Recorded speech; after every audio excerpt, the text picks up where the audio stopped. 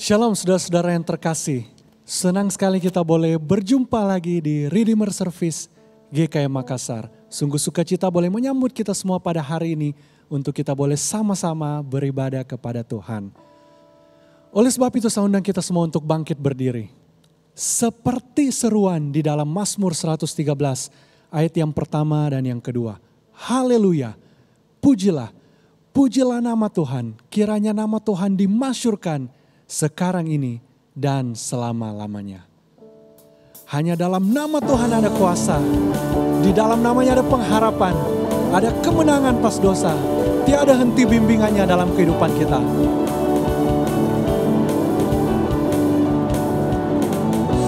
Firman terangi jalanku, perisai iman di setiap waktu.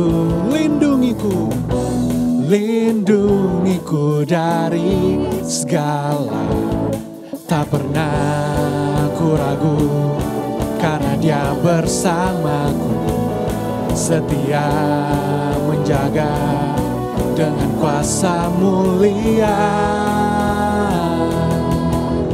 Hanya di dalam namanya Yesus, Dia sumber pengharapan di sepanjang hidupku. Hanya di dalam kuasa-Nya pasti tersedia kemenangan bagiku selama-lamanya. Kebenaran yang telah membebaskan kita, teguh dan sukacita kita nyatakan bersama-sama.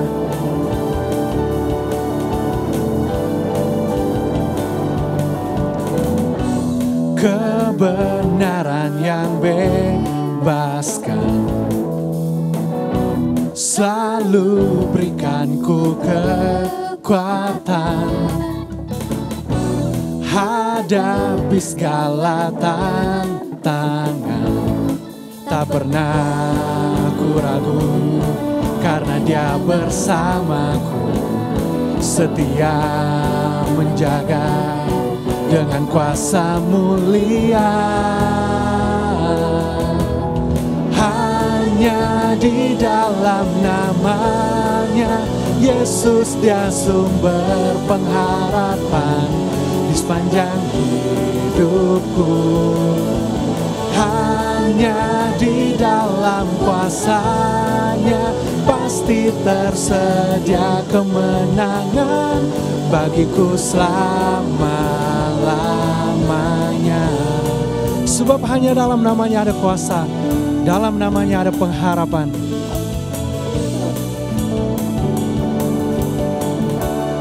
Bersama-sama. Dalam namanya ada pengharapan, dalam kuasa-Nya kemenangan. Dalam namanya ada pengharapan, dalam kuasa-Nya kemenangan. Hanya di dalam namanya Yesus, Dia sumber pengharapan di sepanjang hidupku. Hanya di dalam kuasa-Nya pasti tersedia kemenangan bagiku selamanya. Hanya di dalam namanya Yesus, Dia sumber pengharapan di sepanjang hidupku. Hanya di dalam kuasa-Nya pasti tersedia kemenangan bagiku selama-lamanya. Bagiku selama-lamanya.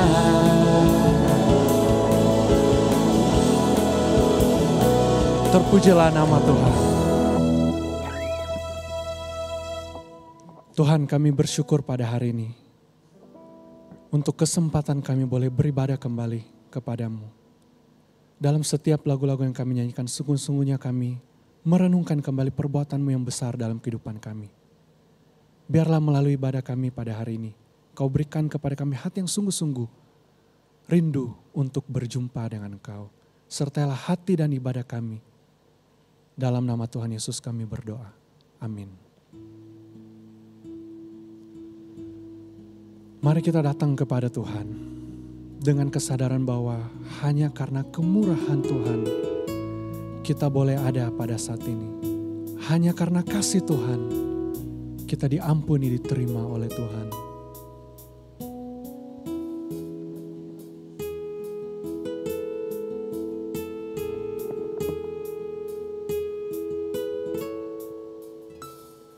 Kau hiasi kehidupanku dengan kemurahan-Mu. Kau rancangkan masa depanku penuh dengan harapan. Kau hiasi kehidupanku dengan kemurahan-Mu. Kau yang merancangkan masa depan kami. Kau rancangkan masa depanku penuh dengan harapan. Aku ada saat ini, semuanya karena kasih-Mu. Aku hidup hari ini, semua berkat kemurahan-Mu.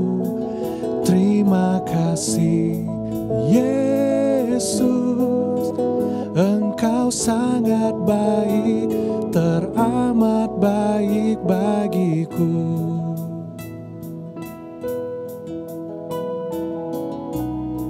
Bersama-sama. Kau hiasi kehidupanku dengan kemurahan-Mu. Kau rancangkan masa depanku penuh dengan harapan. Aku ada saat ini. Aku ada saat ini, semuanya karena kasih-Mu. Aku hidup hari ini, semua berkat kemurahan-Mu. Terima kasih Yesus, Engkau sangat baik, teramat baik bagiku. Bahwa hanya karena kemurahan-Mu kami hidup, hanya karena kasih Tuhan kami boleh dilayakkan. Sungguh kami mengucap syukur kepada-Mu.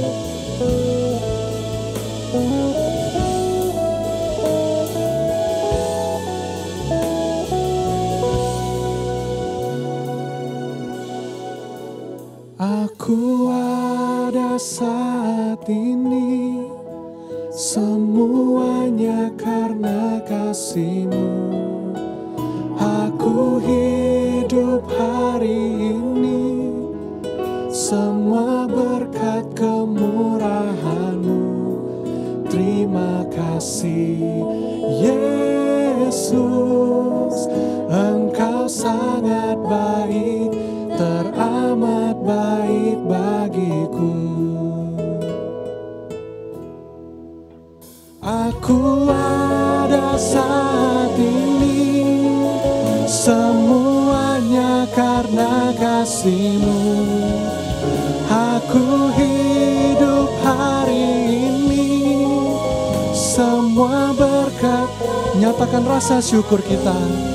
Terima kasih Yesus, Engkau sangat baik, teramat baik bagiku. Yesus, Engkau sangat baik, teramat baik bagiku.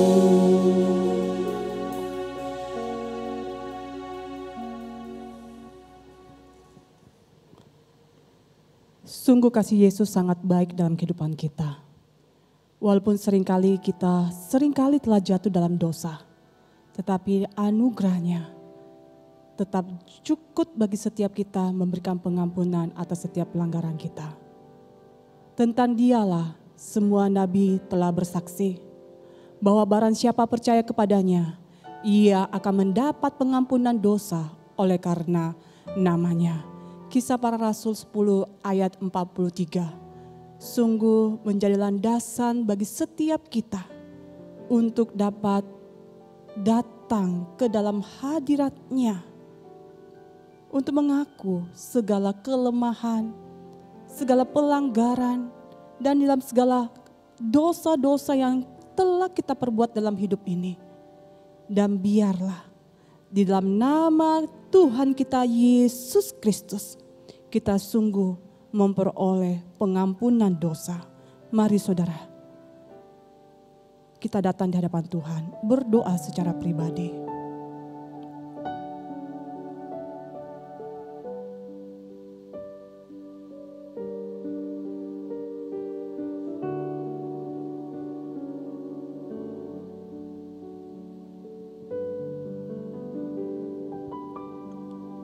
Tuhan, inilah kami anak-anak-Mu yang telah berdiri di hadapan Tuhan pada hari ini. Kami bersyukur kepada Engkau ya Tuhan. Engkau tidak pernah memperhitungkan berapa banyak dosa yang telah kami lakukan dalam kehidupan ini. Berapa banyak perbuatan-perbuatan kami yang telah mendukakan hati Tuhan. Engkau dengan penuh belas kasihan, Engkau dengan penuh kasih tetap memberikan kesempatan setiap kami yang sungguh-sungguh menyadari dan rindu untuk mengalami kembali kasih anugerah-Mu itu dalam hidup kami. Sehingga setiap kali kami menghampiri tata-Mu yang kudus untuk mengaku setiap dosa-dosa kami, menyadari akan kelemahan kami, dan di dalam kesadaran kami, ketidakberdayaan kami, ketika kami mengaku segala pelanggaran dan dosa kami, Engkau Allah yang setia, selalu memberikan pengampunan atas setiap dosa-dosa yang kami sudah akui di hadapan Tuhan. Terima kasih Tuhan, untuk kasih-Mu, untuk pengampunan-Mu yang Kau telah nyatakan dalam kehidupan kami. Dan biarlah sekali lagi ketika kami sudah diperbaharui kembali, kami yang sudah dipulihkan, kami yang sudah diampuni dosa-dosa kami, Tuhan tolonglah kami oleh pimpinan Allah Roh Kudus, memampukan kami untuk tetap berjalan di dalam kasih anugerah Allah, untuk tetap menjadi terang-Mu, untuk tetap menjadi kesaksian hidup bagi orang-orang sekeliling kami. Kuduskan kami Tuhan. Dalam nama Tuhan kami Yesus Kristus, Allah yang hidup, kami sudah berdoa. Amin. Mari kita bersama-sama dengan seluruh umat dunia ini kita boleh mengaku pengakuan iman rasul kita. Kita bersama-sama mengakui pengakuan iman rasuli. Aku percaya kepada Allah, Bapa yang Maha Kuasa, Kali langit dan bumi, dan kepada Yesus Kristus, anaknya yang tunggal Tuhan kita, yang dikandung dari Roh Kudus, lahir dari anak darah Maria, yang menderita sengsara di bawah pemerintahan Pontius Pilatus, disalibkan, mati dan dikuburkan, turun ke dalam kerajaan maut, pada hari yang ketiga, bangkit pula dari antara orang mati, naik ke surga, duduk di sebelah kanan Allah, Bapa yang Maha Kuasa, dan dari sana ia akan datang untuk menghakimi orang yang hidup dan yang mati. Aku percaya pada Roh Kudus, gereja yang kudus dan am, persekutuan orang kudus, pengampunan dosa, kebangkitan tubuh, dan hidup yang kekal. Amin. Jemaat dipersilakan untuk duduk kembali. Mari kita siapkan hati untuk mendengarkan kebenaran firman-Nya, bahwa di atas segala kuasa, tahta, dan jalan-jalan manusia, ada karya Tuhan yang tak ternilai, Juru Selamat yang menyelamatkan setiap kita.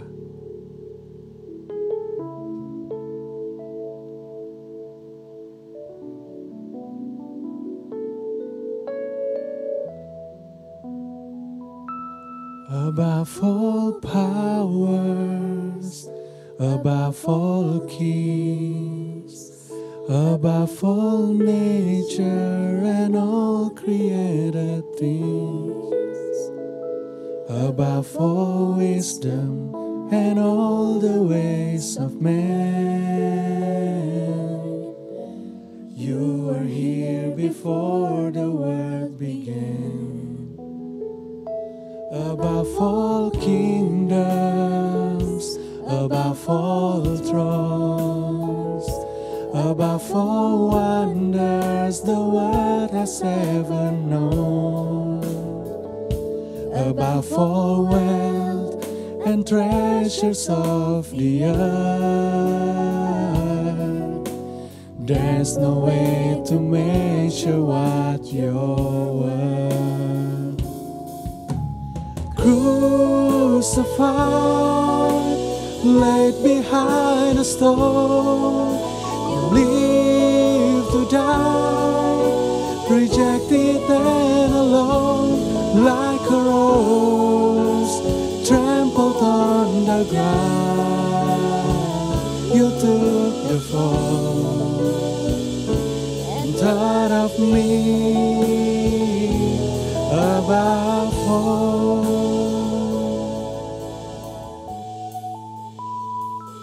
Above all kingdoms, above all thrones, above all wonders the world has ever known, above all wealth and treasures of the earth, there's no way to measure what you're worth. Crucified, laid behind a stone, you live to die, rejected and alone, like a rose trampled on the ground. You took the fall and thought of me. Crucified, laid behind a stone, you live to die, rejected and alone, like a rose trampled on the ground.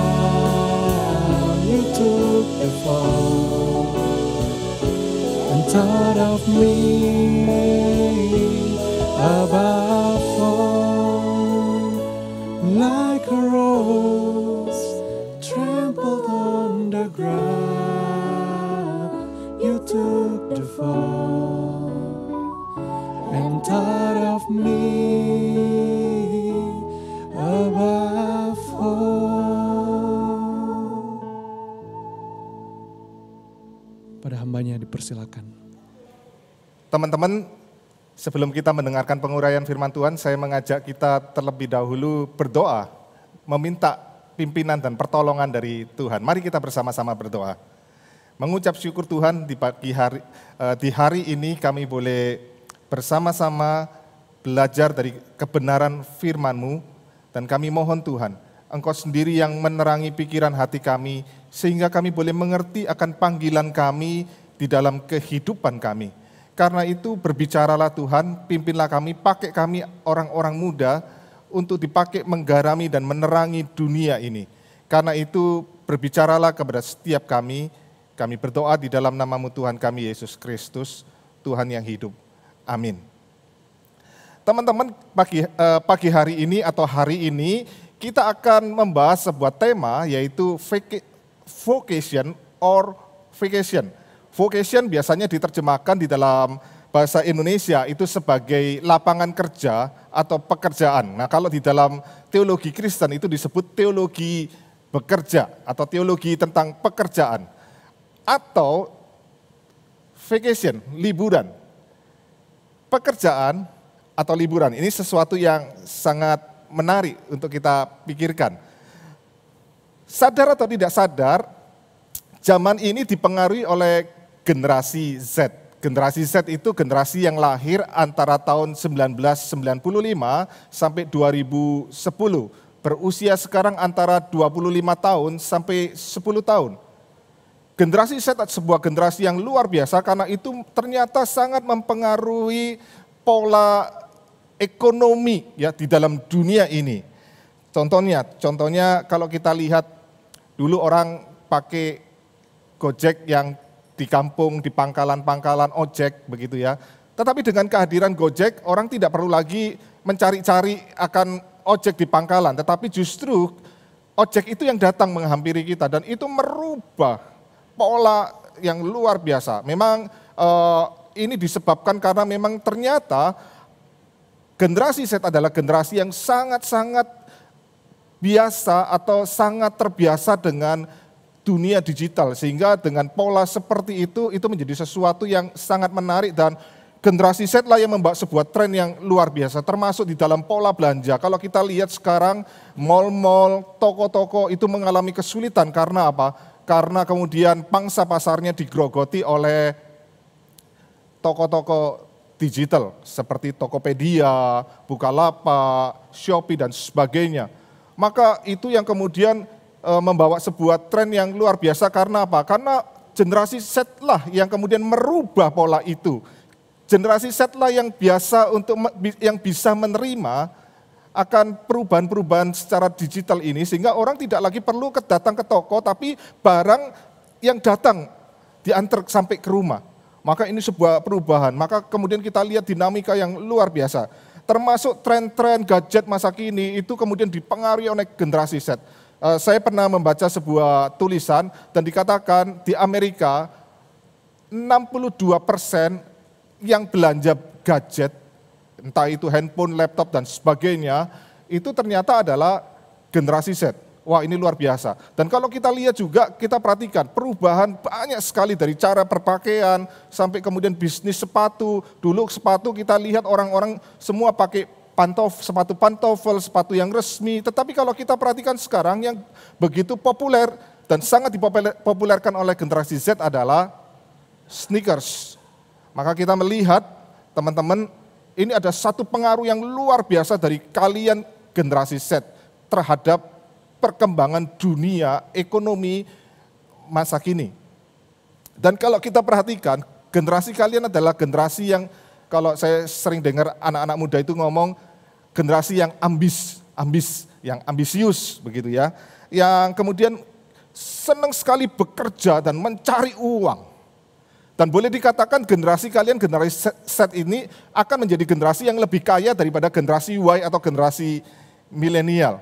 Kenapa generasi kalian, generasi Z ini generasi yang begitu mau cari uang begitu luar biasa? Karena generasi kalian ini generasi yang unik yang melewati 3 masa resesi di dalam waktu yang berdekatan. Tahun 1998 terjadi resesi yang luar biasa, termasuk Indonesia mengalami kekacauan di situ karena resesi. Tahun 2008 Amerika mengalami resesi yang mempengaruhi resesi seluruh dunia. Dan tahun ini 2020 karena pandemi, maka dunia sedang mengalami resesi ekonomi dan generasi kalian adalah generasi yang mengalami kesulitan di dalam ekonomi, tantangan ekonomi yang luar biasa. Karena itu tidak heran generasi kalian adalah generasi yang kemudian berjuang, berusaha untuk kemudian mendapatkan kemapanan di dalam masa depan. Generasi kalian generasi yang memang kalau dilihat generasi yang memang senang dengan bekerja dan cari uang. Maka kalau kita perhatikan kalianlah generasi Z, hai anak-anak muda, termasuk juga sebagian dari generasi milenial, itu yang kemudian yang sangat mempengaruhi ekonomi daripada dunia. Belum lagi jumlah kalian di seluruh dunia itu sekarang adalah jumlah yang mayoritas. Maka ekonomi dunia ini akan ditentukan di tangan kalian. Dan kalian adalah orang yang sangat-sangat mau bekerja. Nah disinilah perlu kita berbicara, apa sih perspektif orang Kristen tentang bekerja. Banyak kesalahpahaman tentang konsep bekerja atau pekerjaan. Nah kesalahpahaman ini karena orang cuma melihat satu bagian dari ayat Alkitab dari Kejadian pasal 3 ayat 17 sampai 19. Lalu firman-Nya kepada manusia, Dikatakan, lalu firman-Nya kepada manusia itu, karena engkau mendengarkan perkataan istrimu dan memakan dari buah pohon yang telah kuperintahkan kepadamu. Jangan makan daripadanya, maka terkutuklah tanah karena engkau, dengan bersusah payah engkau akan mencari rezekimu dari tanah seumur hidupmu. Semak duri dan rumput duri yang akan dihasilkannya bagimu, dan tumbuh-tumbuhan di padang akan menjadi makananmu. Dengan berpeluh engkau akan mencari makananmu sampai engkau kembali lagi menjadi tanah, karena dari situlah engkau diambil, sebab engkau debu dan engkau akan kembali menjadi debu. Maka teman-teman, banyak orang melihat melalui ayat Alkitab ini bekerja itu sebagai sebuah kutukan, ya, bekerja itu sebagai sebuah kutukan.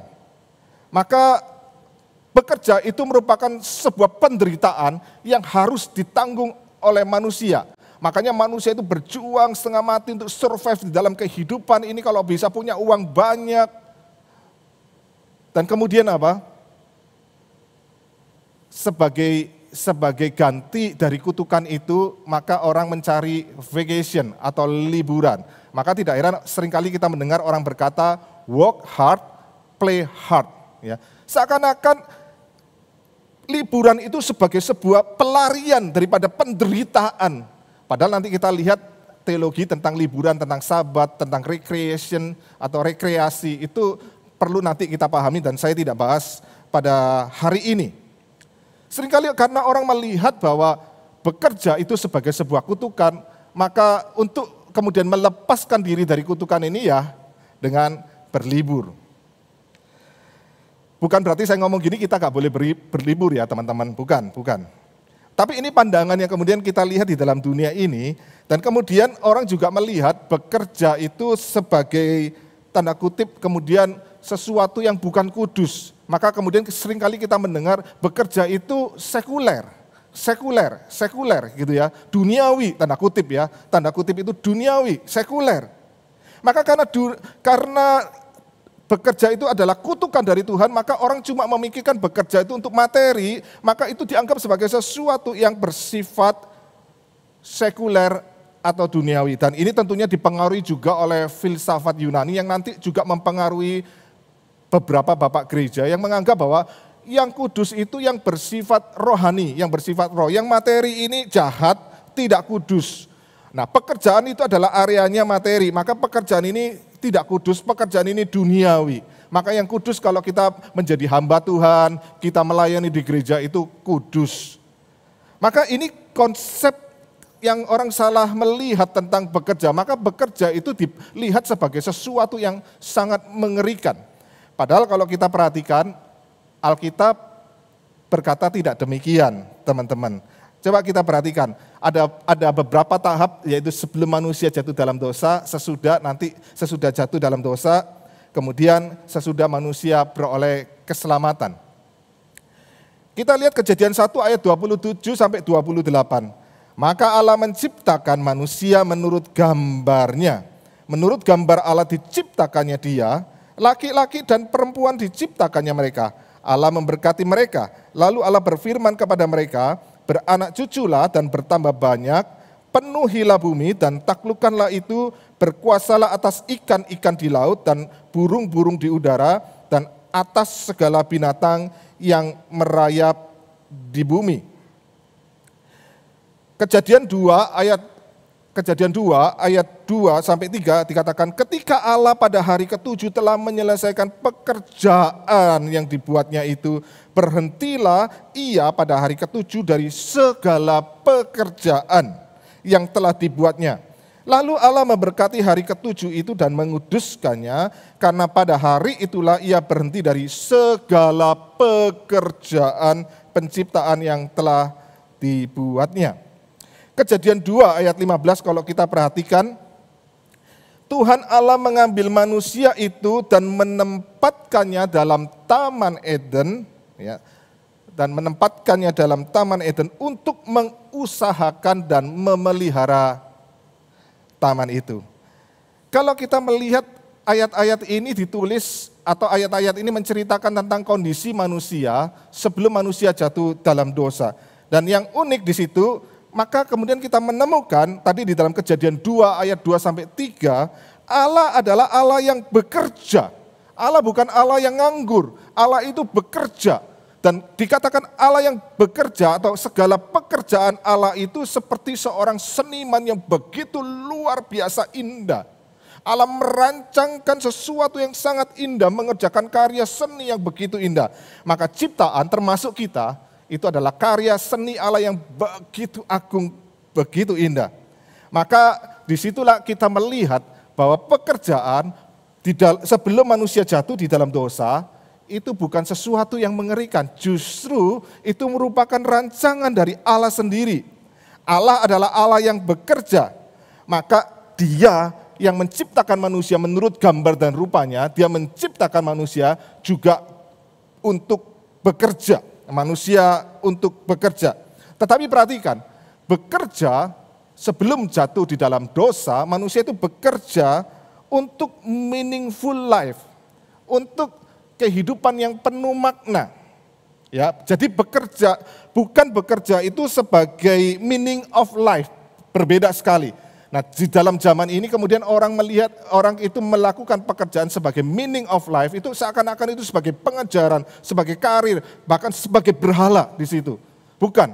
Tetapi bekerja itu sebagai ekspresi yang hidup yang penuh makna. Hidup kita yang sudah penuh makna ini kemudian kita bekerja untuk kemudian lebih bermakna lagi. Ya, itu di situ. Allah merancangkan kita untuk bekerja. Ini adalah rancangan Allah. Yang kedua, kalau kita perhatikan, bekerja adalah dignitas manusia, unik sekali. Maka kalau kita perhatikan tadi Kejadian 1 ayat 27 sampai 28 dikatakan manusia itu diciptakan menurut gambar dan rupa dari Allah.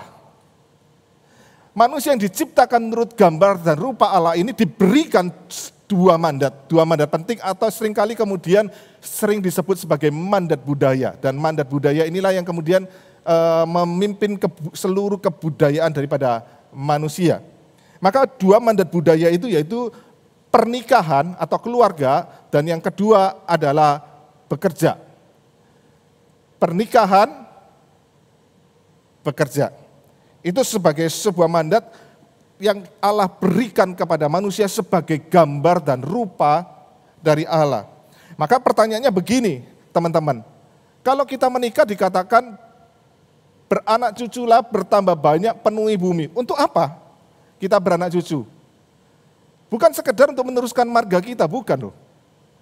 Kenapa Tuhan memberi mandat kita beranak cucu bertambah banyak penuhi bumi? Ujungnya di mana?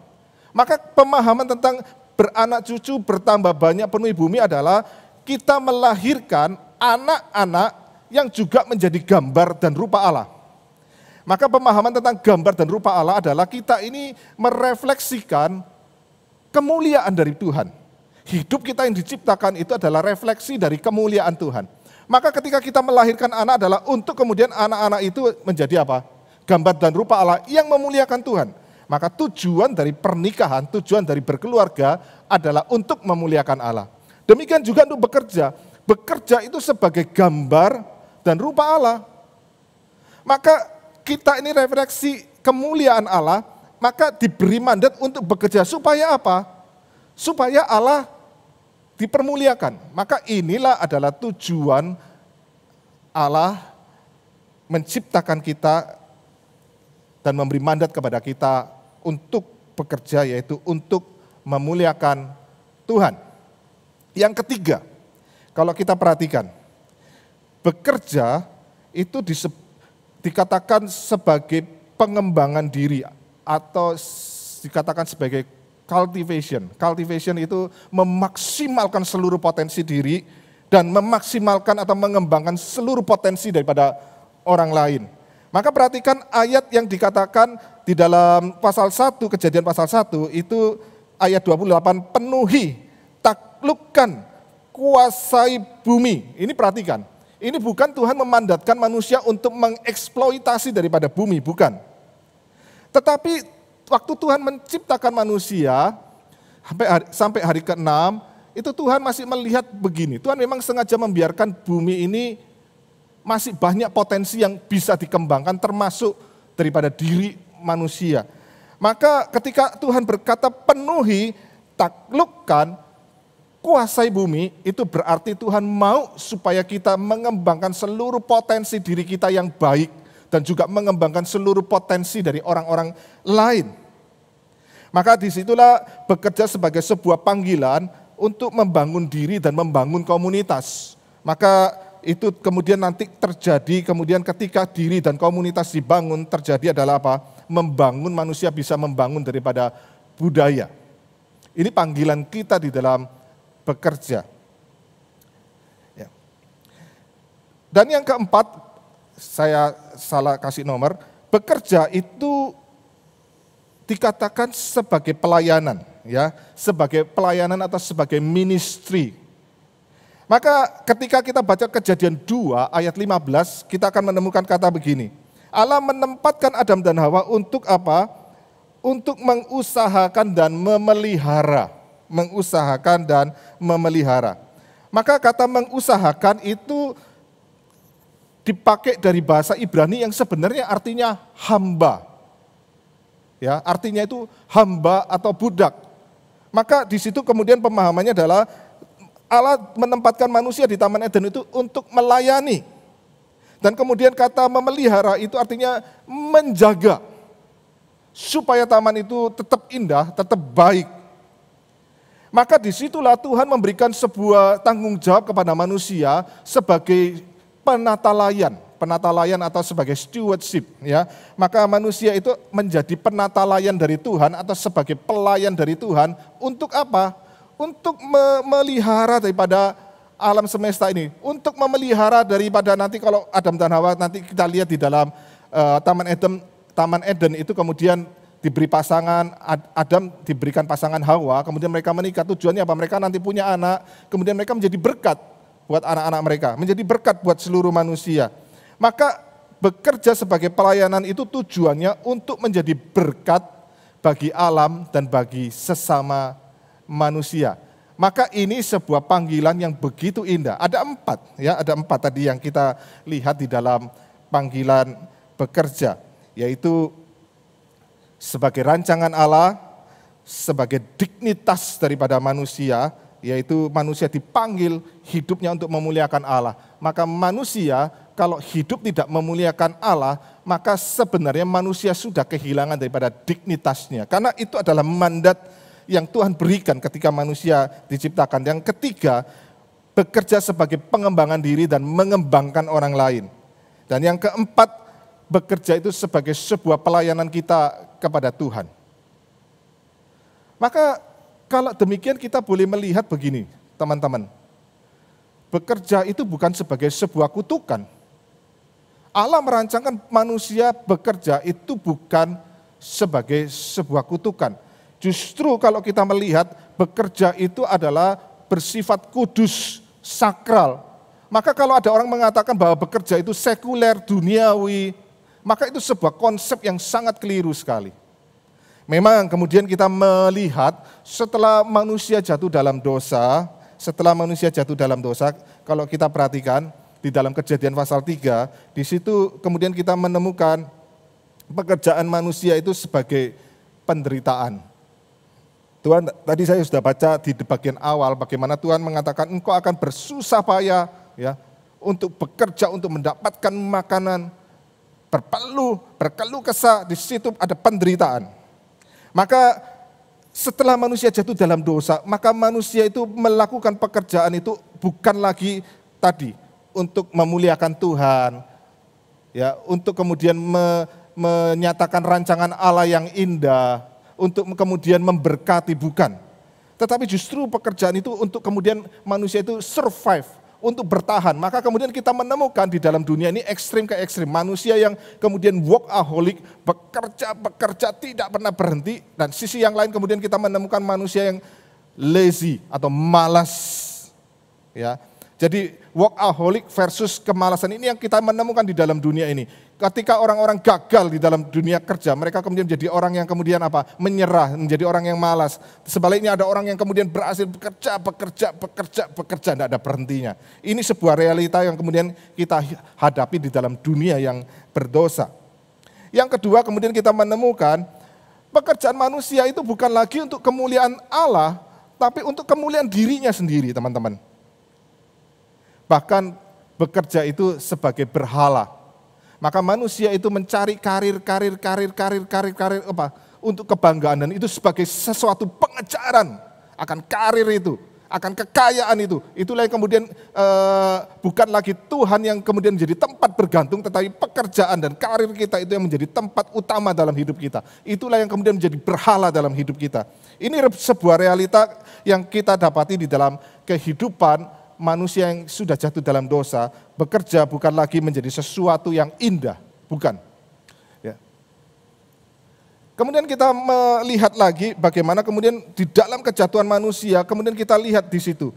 Bekerja itu sebagai wujud apa sih? Keserakahan, persaingan, saling menghancurkan. Maka kita menemukan orang saling menginjak, saling menekan.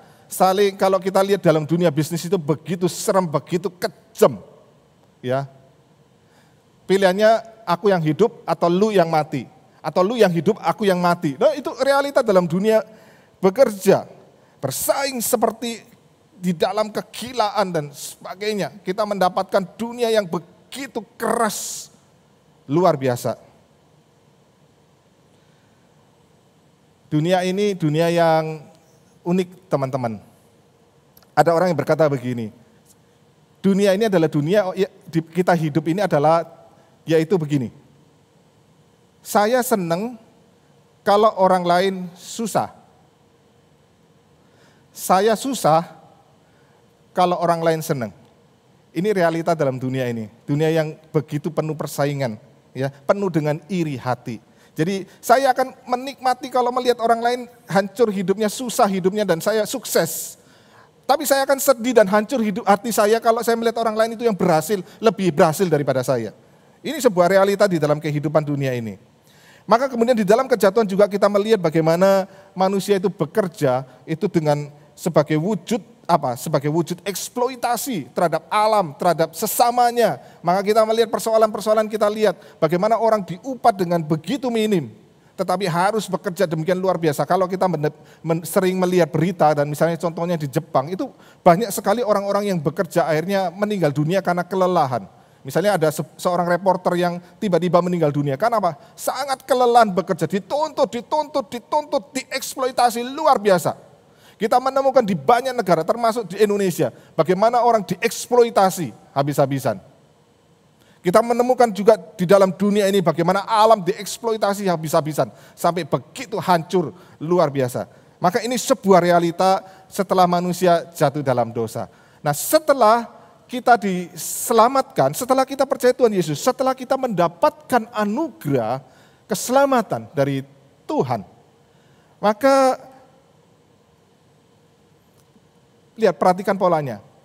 Kita ini tadi kan sebelum jatuh itu ada bekerja sebagai rencana Allah, ya. Bekerja itu sebagai dignitas manusia, bekerja sebagai pengembangan atau memaksimalkan seluruh potensi diri, bekerja sebagai sebuah ministry atau pelayanan.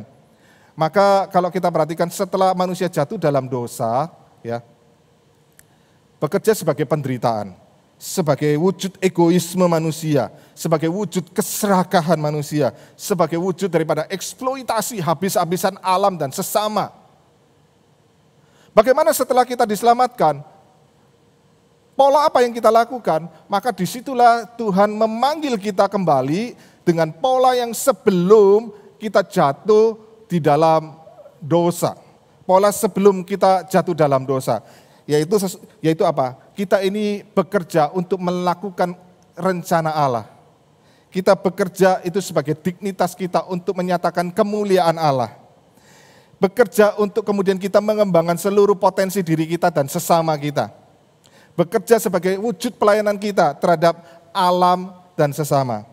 Nah, kita yang sudah selamat ini, masalahnya kita ini tidak langsung meninggalkan dunia, tapi kita tetap ada di dalam dunia yang berdosa, maka kemudian kita melihat ada sebuah konflik antara hidup kita sebagai anak-anak Tuhan dengan dunia yang berdosa.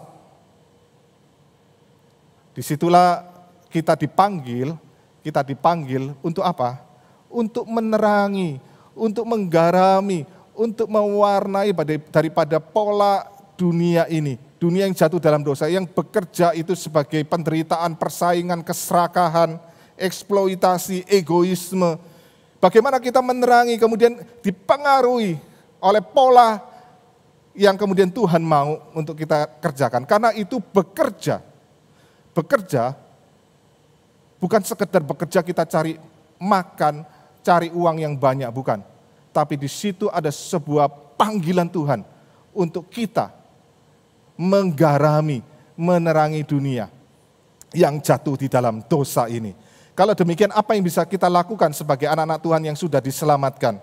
Apa yang kita harus lakukan? Kita yang sudah terima anugerah, apa yang kita lakukan? Saudara, waktu kita sudah terima anugerah, maka kita harus menyadari bahwa hidup saya yang sudah terima anugerah ini, saya harus berikan yang terbaik untuk kemuliaan Tuhan.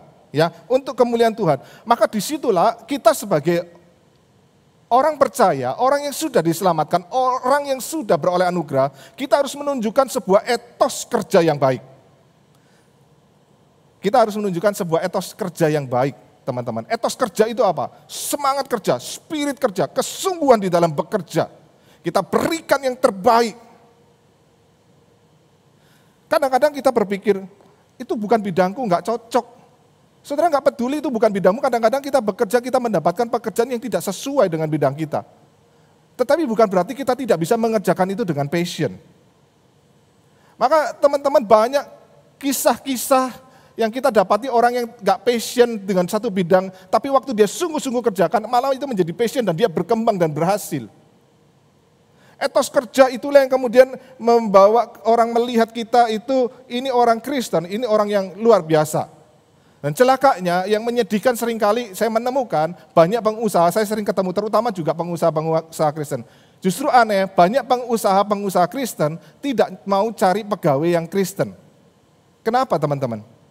Karena mereka kemudian berkata begini, sorry, orang Kristen kalau kerja susah, banyak minta izin.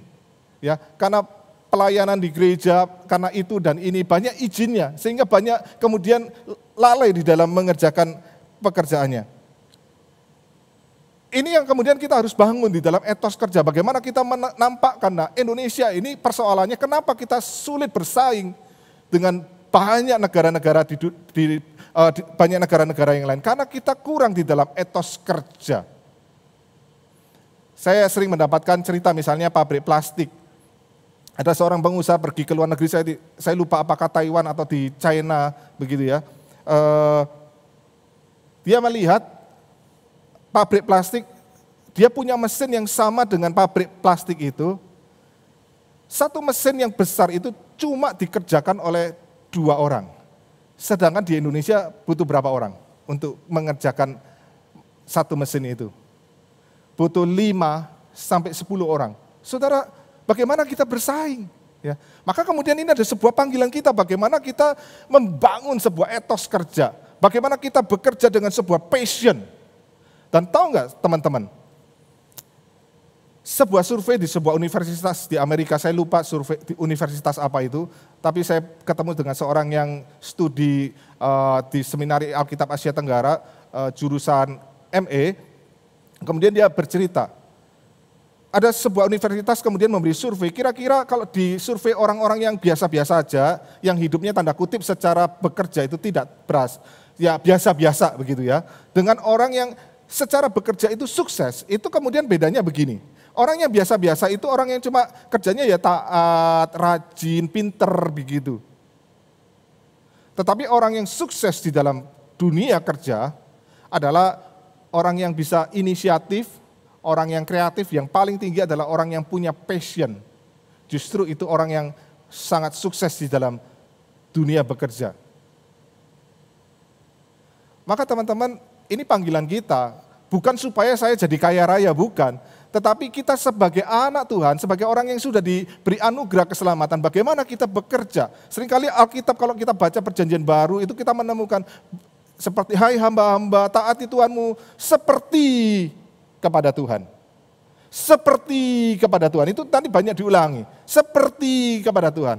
Jadi apa yang kita lakukan dengan passion itu adalah bukan untuk kita, bukan untuk orang lain, tetapi untuk Tuhan. Bagaimana kita menunjukkan etos kerja. Yang kedua adalah kita harus membangun etika kerja. Etika kerja yang baik. Saya senang sekali dengan zaman sekarang, kalau saya masih ingat 5 tahun yang lalu itu masih, saya harus mengaku jujur, saya nonton DVD bajakan, teman-teman, karena beli yang asli sangat mahal. Tapi saya bersyukur dan saya harus mengaku dosa, itu sebuah hal yang keliru. Tetapi saya bersyukur sekali di tengah-tengah zaman ini kita melihat toko-toko DVD bajakan itu semakin hilang. Ya. Toko-toko DVD itu semakin hilang. Ya. Kenapa? Karena kemudian muncul Netflix yang itu resmi, ya. Ada Amazon Video, ada kemudian di Google juga, dan ada Disney, sekarang ada Disney Plus, ada kemudian HBO Go. Saudara kok bisa lihat itu film-film resmi, bukan bajakan. Maka kemudian bersyukur, itu adalah sebuah etika yang terbangun, yaitu apa? Pola kerja yang kemudian, ini loh, kita bisa nonton film yang bagus, asli, dan murah.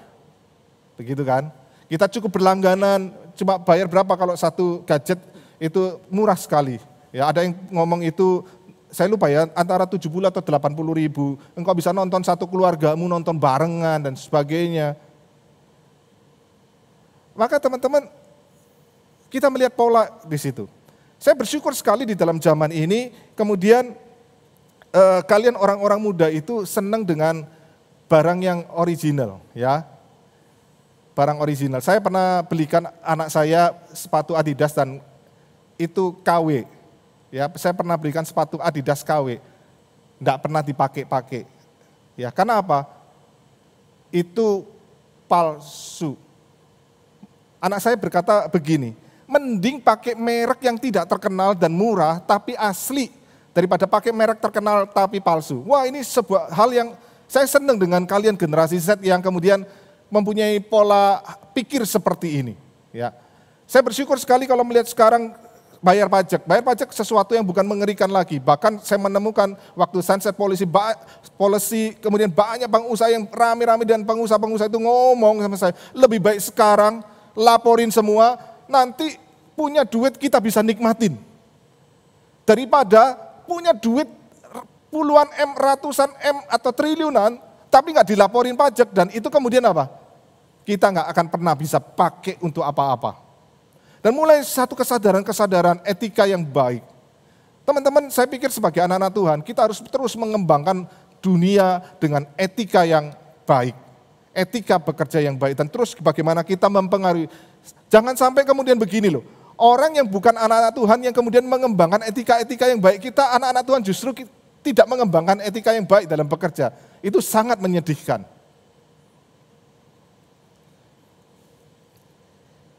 Apa yang kita bisa lakukan? Pengembangan diri, memberdayakan orang lain. Teman-teman, kita harus menyadari dunia di mana kita hidup sekarang itu disebut sebagai zaman disruption. Artinya zaman yang lama itu tidak berubah perlahan-lahan, tapi langsung dipotong dan mengalami perubahan yang drastis. Dan kita sedang menghadapi begini. Kita sedang menghadapi sebuah dunia yang kalau engkau tidak sadar, teman-teman, banyak bidang-bidang yang kamu tadinya kuliah itu nggak kepake. Ada nanti puluhan bahkan ratusan bidang usaha, semua itu digantikan oleh mesin. Makanya engkau harus kemudian bagaimana sebagai anak Tuhan, engkau bisa memaksimalkan dirimu, mengembangkan dirimu, menyadari apa yang engkau sedang hadapi. Kalau engkau masih mau pilih kuliah, saya katakan, jangan ambil akuntansi. Karena itu semua nanti diganti sama program. Sekarang lihat perbankan, itu sekarang cabang-cabang bank tidak akan bertambah, bahkan semakin berkurang. Kenapa? Sekarang saya kalau mau transaksi cukup pakai handphone saya, pakai m-banking, ya, internet banking. Banknya pindah ke handphone. Maka teman-teman, kalau engkau tidak menyadari ini dan engkau kemudian sekolah dan jurusanmu salah, engkau nggak bisa berkarya apa-apa. Engkau nggak kepake ilmunya. Makanya cari ilmu-ilmu yang kemudian tidak mungkin bisa digantikan oleh mesin. Apa misalnya? Kreativitas. Ya, di industri kreatif Indonesia itu Tuhan karuniai orang-orang yang sangat kreatif. Maka industri kreatif di Indonesia sebenarnya sangat bisa berkembang. Dan itu tidak bisa digantikan oleh program, oleh mesin. Coba pikirkan. Ada banyak bidang-bidang yang nanti akan hilang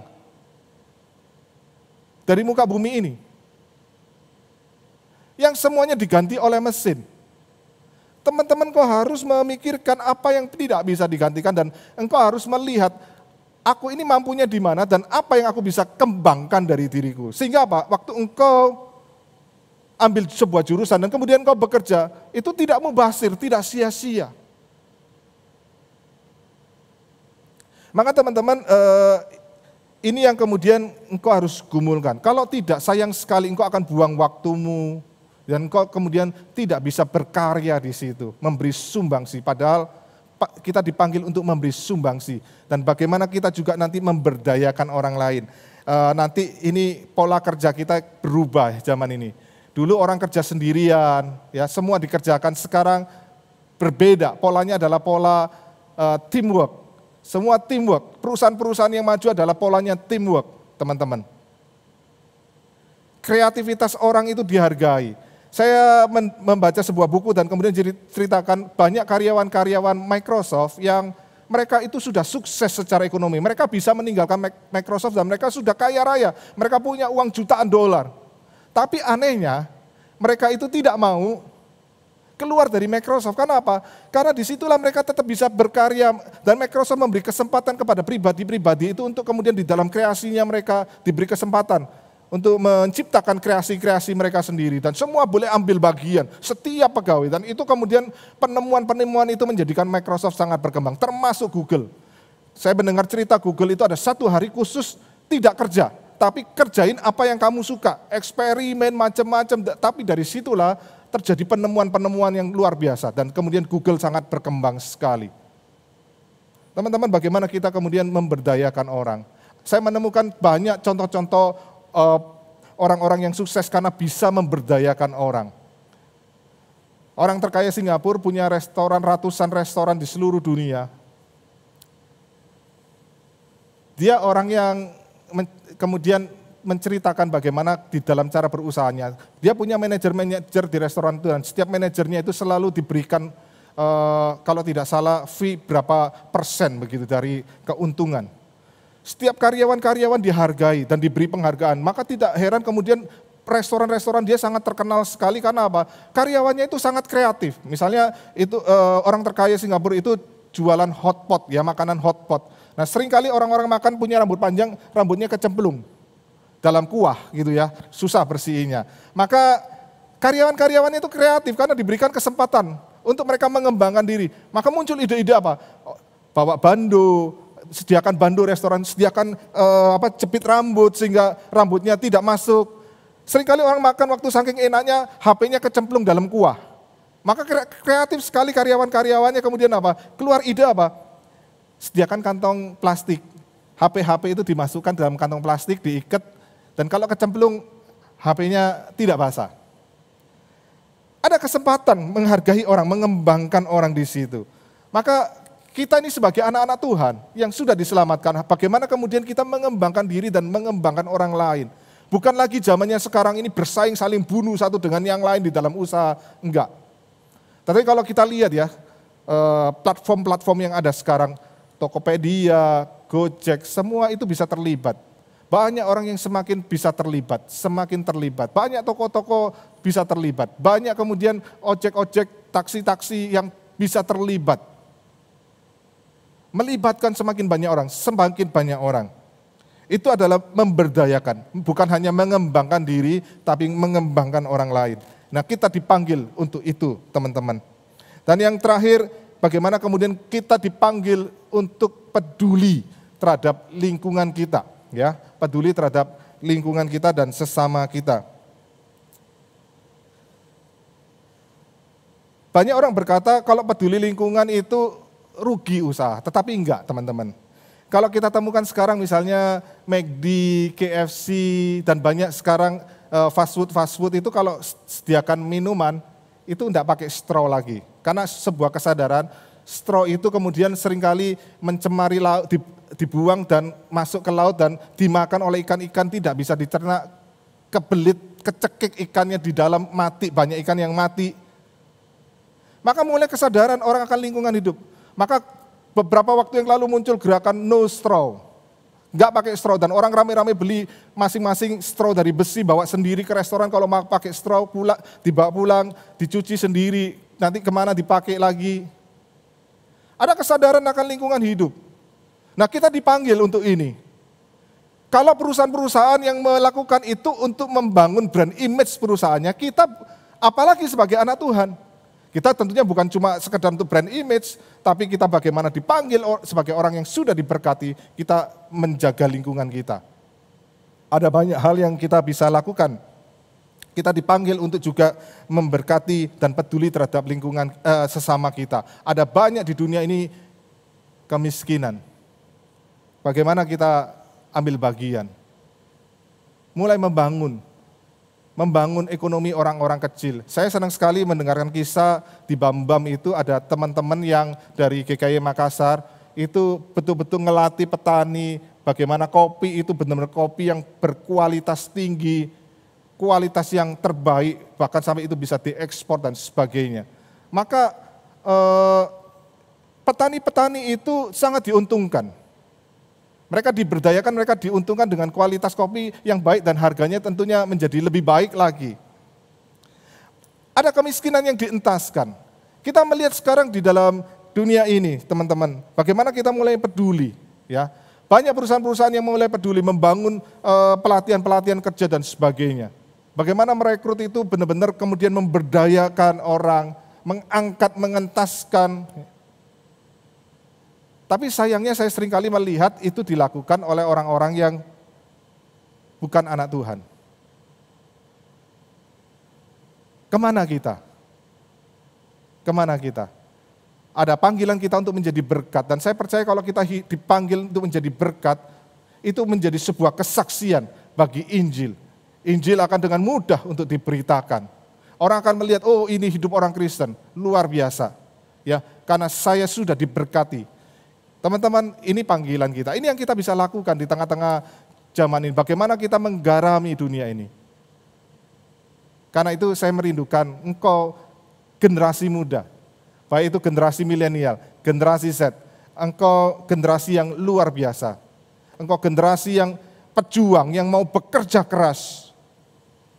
Tapi pakai itu untuk kemuliaan nama Tuhan. Mari kita tundukkan kepala, kita berdoa.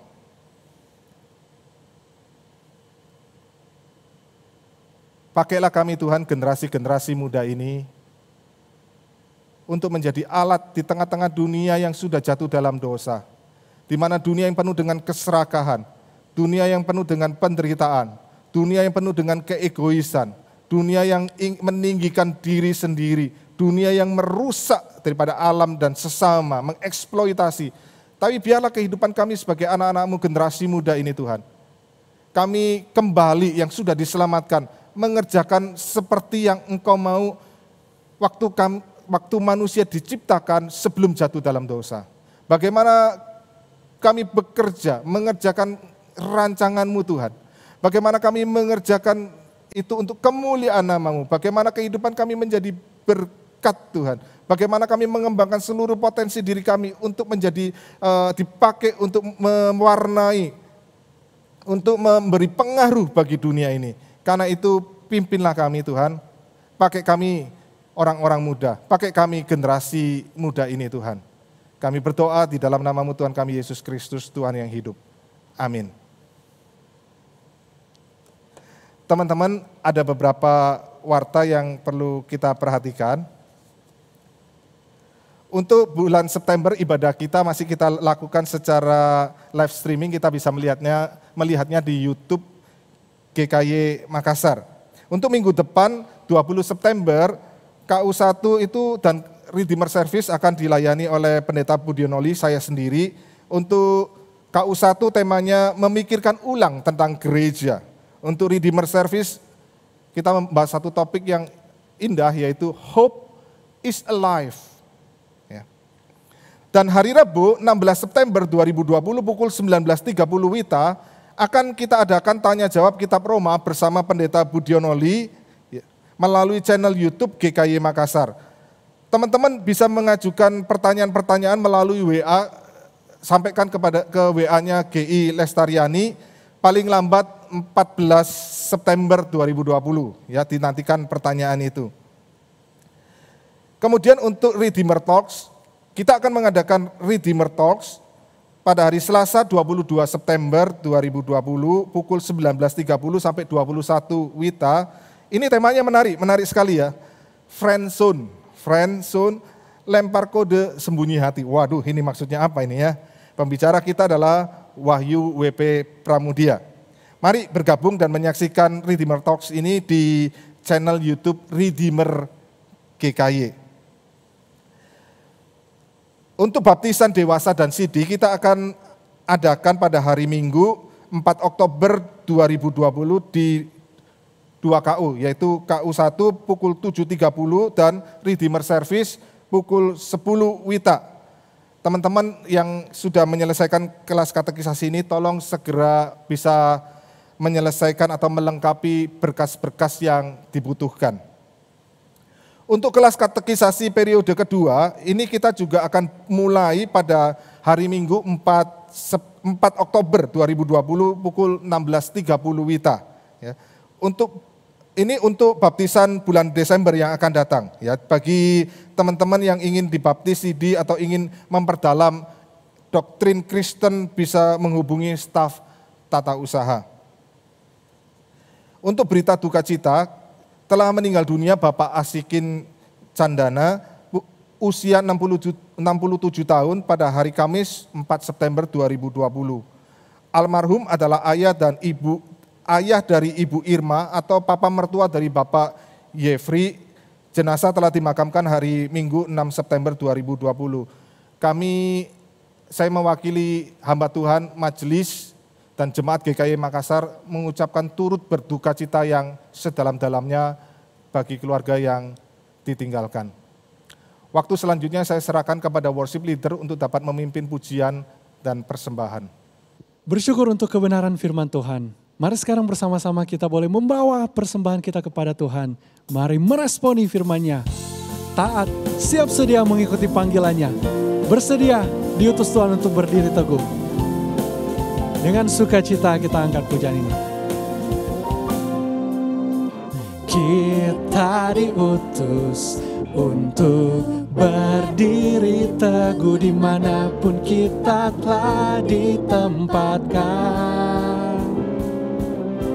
Sebagai laskar kerajaan Allah untuk menghalau kuasa gelap dan menuai jiwa.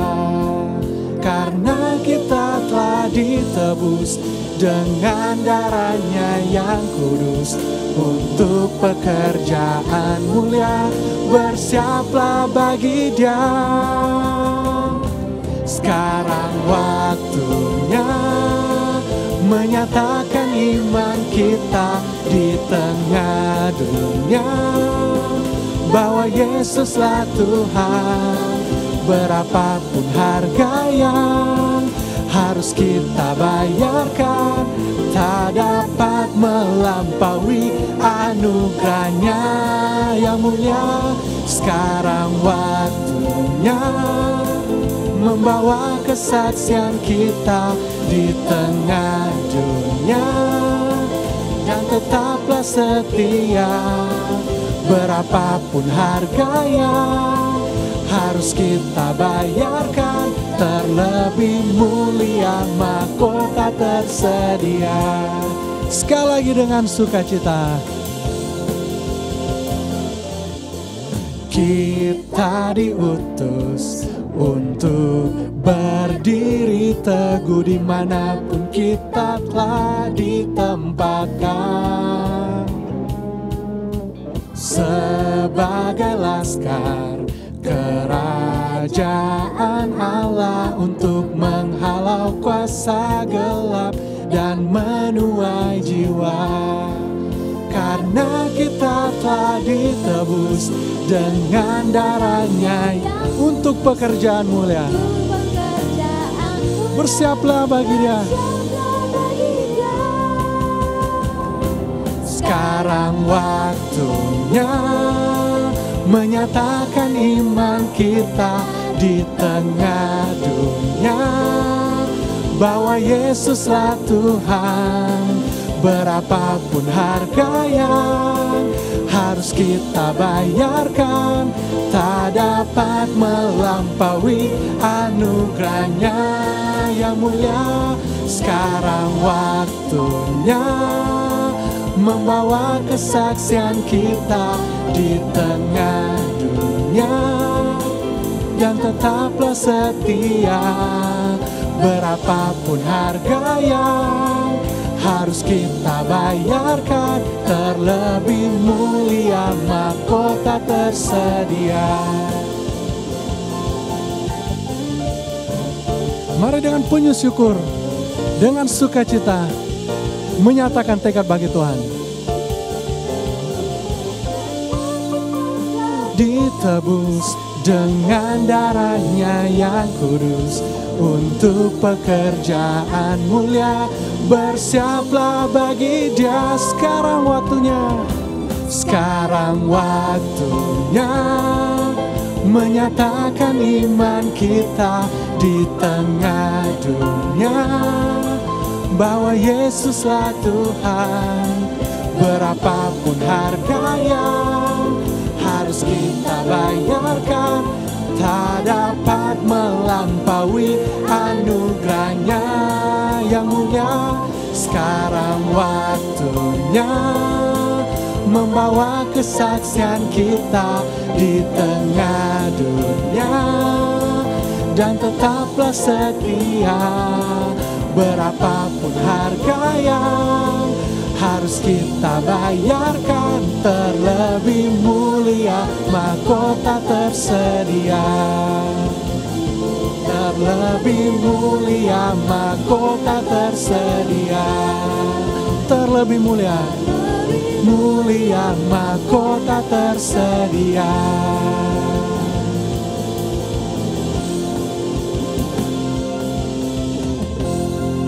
Kita satu dalam doa. Allah Bapa kami yang ada di surga, terima kasih untuk kebenaran firman-Mu yang telah kami dengarkan. Biarlah Tuhan firman-Mu ini tidak hanya kami dengar, tetapi juga dapat kami lakukan dalam kehidupan kami sehari-hari. Terima kasih atas kesempatan yang masih Engkau berikan kepada kami untuk membagikan sebagian kecil dari apa yang kami miliki. Kiranya persembahan kami ini dapat digunakan untuk perluasan kerajaan-Mu di muka bumi ini. Kami serahkan kelanjutan ibadah kami ke dalam tangan-Mu. Dalam nama Tuhan Yesus kami sudah berdoa. Amin. Amin. Jemaat dipersilakan untuk bangkit berdiri. Segala puji, hormat, kemuliaan hanya bagi Tuhan. Bagi Dia segala pujian.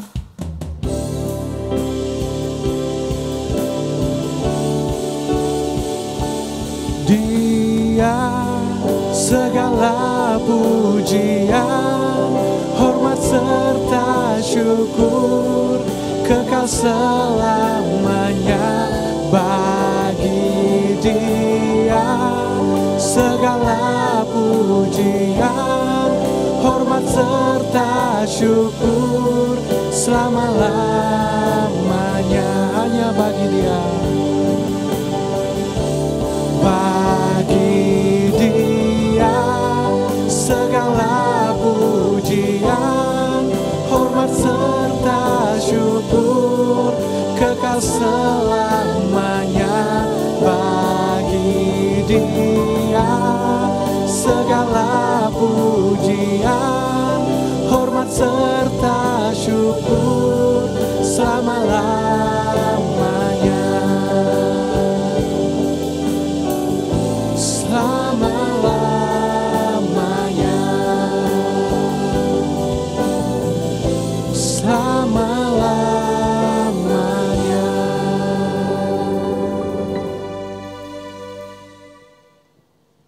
Teman-teman, saya bacakan dari Kejadian 1 ayat 27 dan ayat 28. Maka Allah menciptakan manusia itu menurut gambarnya. Menurut gambar Allah diciptakannya dia, laki-laki dan perempuan. Diciptakannya mereka.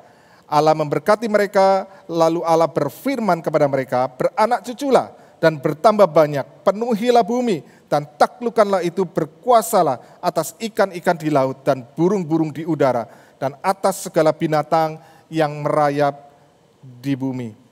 Teman-teman, terimalah berkat dari Allah Tritunggal, kasih yang sempurna dari Allah Bapa, anugerah yang begitu ajaib dari Tuhan kita Yesus Kristus, persekutuan, pimpinan, penyertaan dari Allah Roh Kudus memimpin kehidupanmu dimanapun engkau berada, untuk engkau masuk di dalam dunia pekerjaan.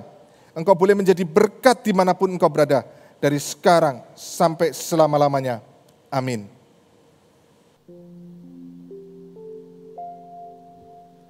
Amin.